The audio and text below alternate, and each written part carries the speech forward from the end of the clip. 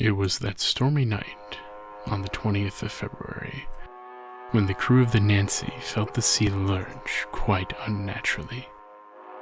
While to the south, a particular nasty storm boiled into the sky, with daggers of lightning threatening to sunder the very air itself.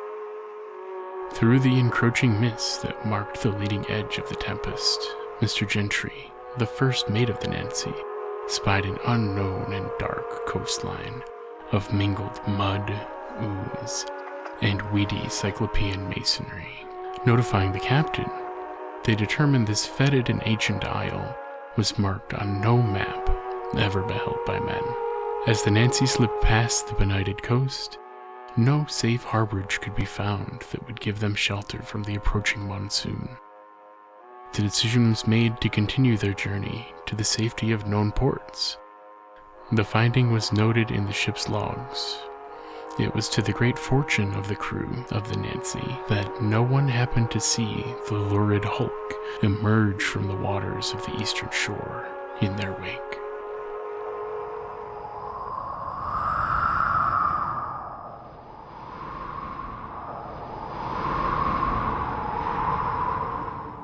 Hello everybody, and welcome to Kelly Arts. I heard the call, and the call was patchouli. Or was that Cindy Lou Who? Oh, that's right, Cthulhu. Today is a big subject, so I'm breaking out the big canvas. This bad boy measures 36 inches across and 24 inches tall, so I'll be standing for the bulk of this. I initially sketched the scene with some brown paint. Then I started blocking in the storm clouds. I wanted this to have a dark and ominous sky, but the source I'm using has the clouds with the sun still out, lighting them up. So while painting this, I get kind of confused where the light source should be. And you see me go back and forth a few times, but we get there in the end.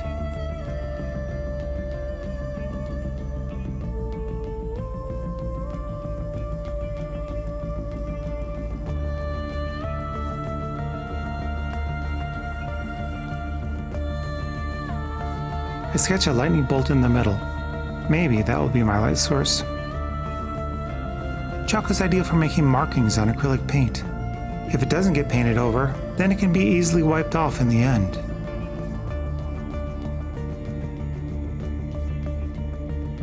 This sort of blending is really challenging with acrylic paints, as it dries so quickly. I am adding a retardant to the paint to extend its workability, and it does help some. But to really get buttery blending, I would need to change over to using oil paints. And I'm totally not hinting at anything that happens in later paintings. Let's speed up the cloud seeding just a hair.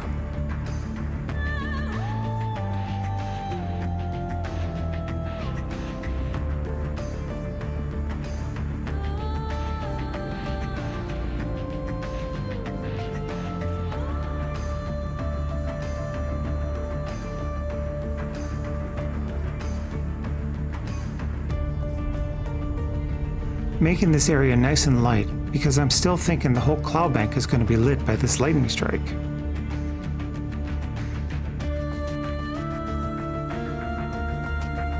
But then I'm lighting these background clouds like the sun is hitting them. So clearly, I haven't worked out what the lighting for the painting is going to be. And really, that's a rookie mistake.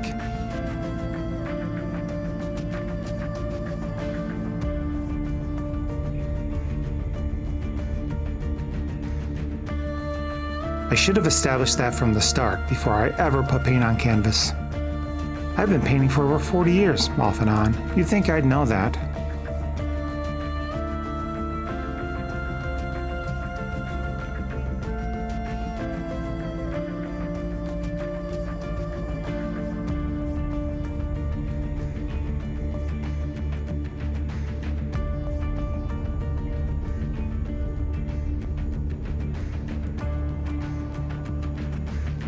I'm leaving the clouds generally dark around the Great Old One, as I don't want them to grab focus on that part of the painting.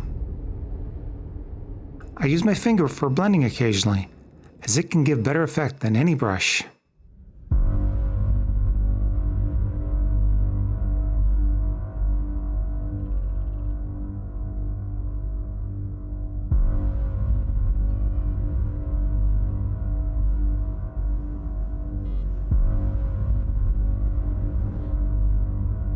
Some of the best advice I would give is that if you're not happy with how part of your painting turns out, it's perfectly okay to go over it. But just know, you'll always be your own worst critic. People will look at my finished work and tell me how wonderful it is, but I see the flaws. I see all the little areas that I know that I could have done better. It's okay to be aware of your perceived mistakes, but don't let it dissuade you from continuing. Just use them as lessons for next time and build your skills. Maybe you can find a slightly different way of handling the same problem and push past.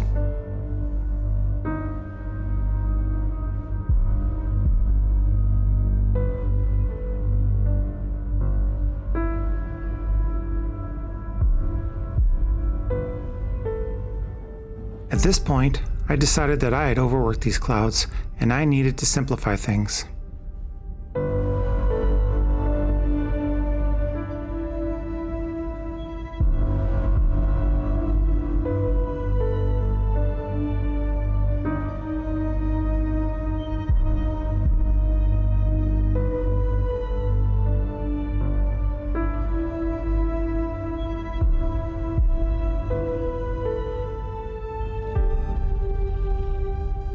The glare from the ceiling lights make this part difficult to see.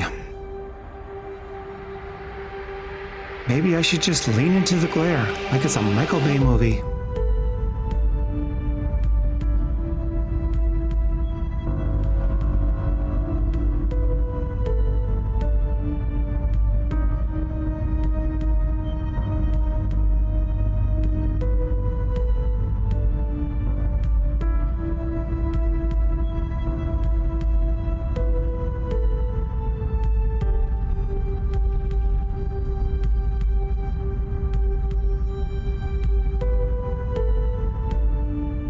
Why buy brushes when I can just finger paint?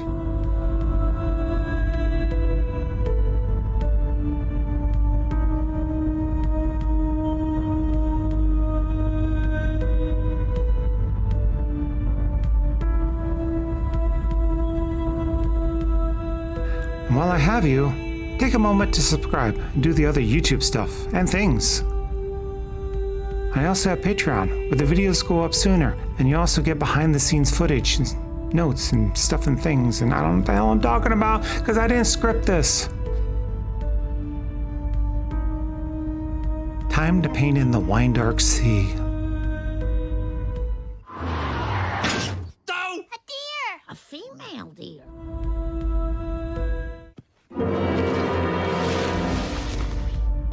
I'm just blocking in the dark nighttime ocean initially.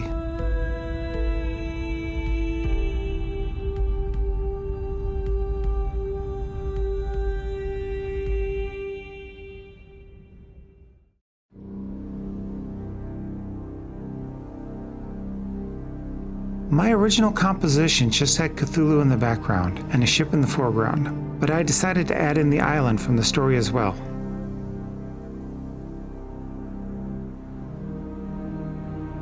I don't plan on adding details to the island, just a dark silhouette on the horizon. Okay, maybe a little detail. Just enough to have the ground reflect some of the ambient skylight. The painting starts to look murkier here on out because my camera system seemed to be confused on how to process the contrast from the light background wall to the dark painting. That's just another thing I need to learn how to compensate for with these newfangled gadgets. I gave in and opened up the sky, and I'm adding in the full moon to be our light source. This has the benefit of making all the highlights and shadows in the clouds make sense. And with that, I can now punch in some nice bright edges to some of the clouds closest to the moon and bring in some much needed contrast.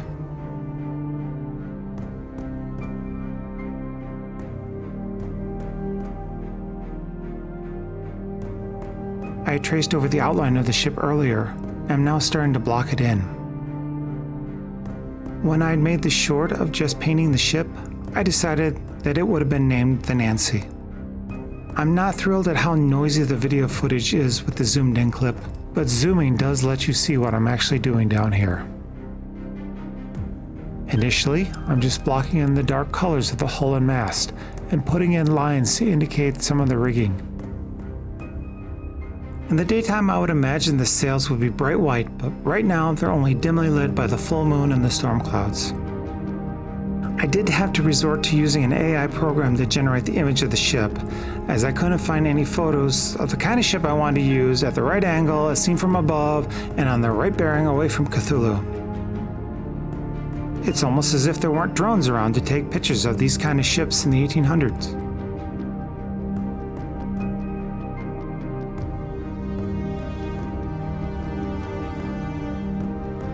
Not trying to make this a pirate ship, but it's supposed to be dark outside, so the flag is black.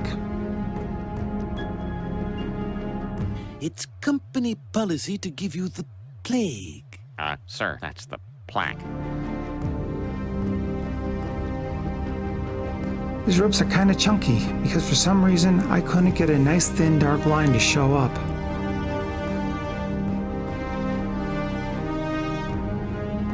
Adding in the bow waves to the front of the ship to indicate motion.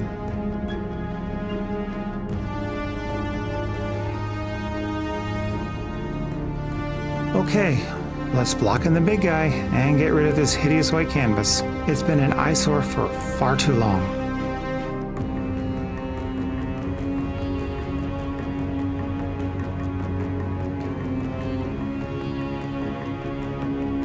Trying to see if I can't give the moon a nice halo effect without having to break out the airbrush.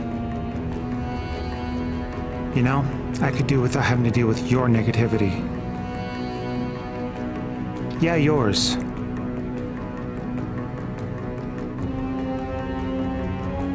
I sketch what I think the outline will be in green. Still not ready to actually tackle him, so I'll work on the ship some more.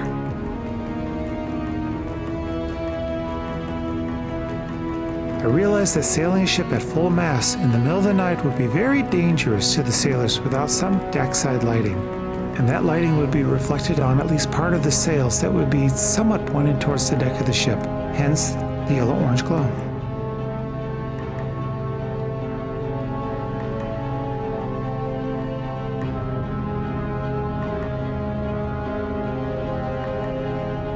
Okay, Cthulhu time! Unfortunately, I'll be blocking the canvas quite a bit for the next few minutes, but I zoomed this in to focus on the good bits. I'm using a very dark green over black to try to block in the shape with more appropriate color, but it all kind of looks the same right now.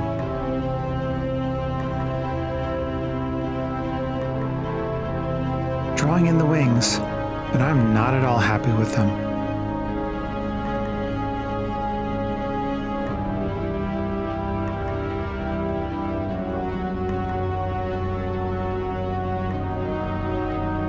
In the end, I gave up on the wings, and I'm covering them up with cloud color.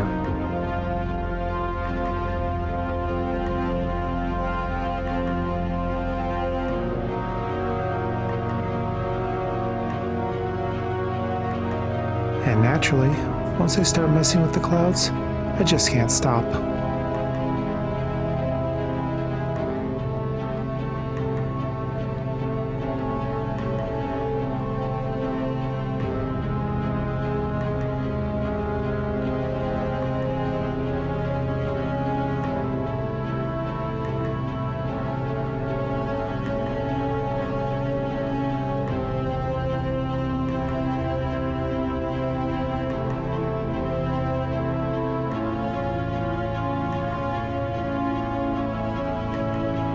Starting to lay out where I want some of the details.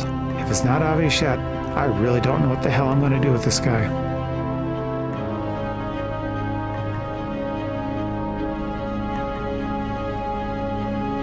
Messing around with his tentacles.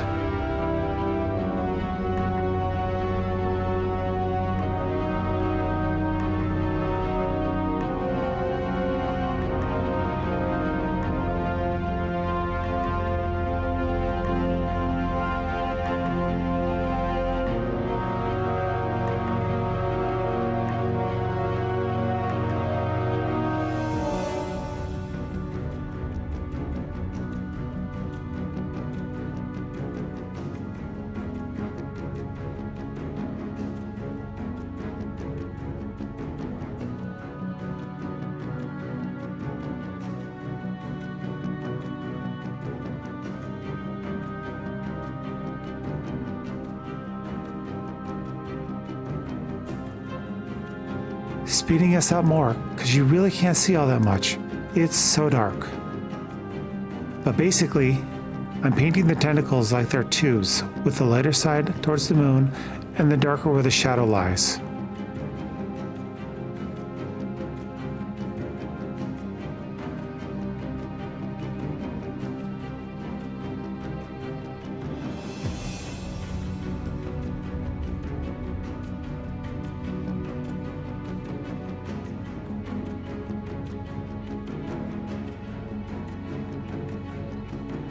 What are you talking about?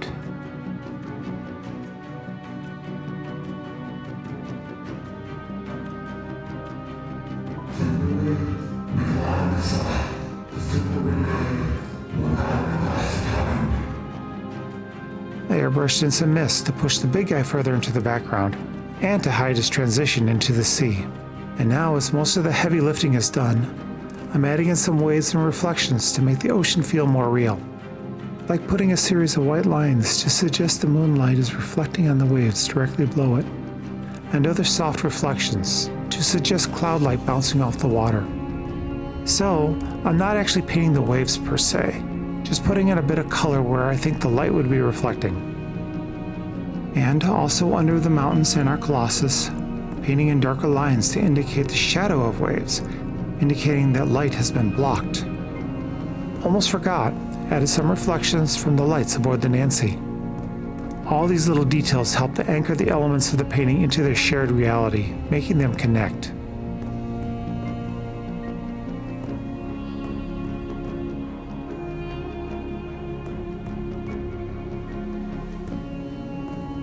Thanks again for coming along on this journey to the unmarked shores of R'lyeh to witness the escape of the Nancy.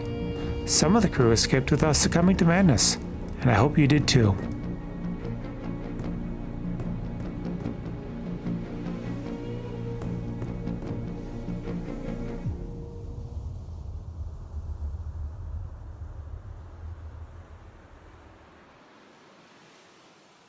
Bye for now.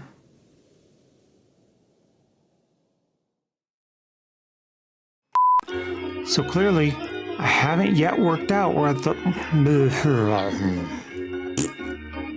haven't worked out what the lighting for the scene is going to be.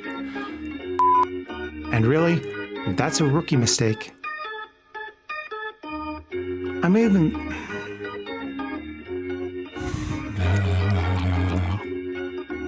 I use my finger for dirty thoughts. I use my finger for... Stop it. Push past. What the fuck was that? The house just shook. Maybe it's another earthquake in Tennessee. Not gay. That would be a different movie. Be an interesting movie. And back to your regular scheduled broadcast. No, don't. Oh. I know how to use computers, really. And the darker where the tentacles lie. Where the tentacles lie? How does that work? Cthulhu R'lyeh wgah'nagl fhtagn. Close fucking enough.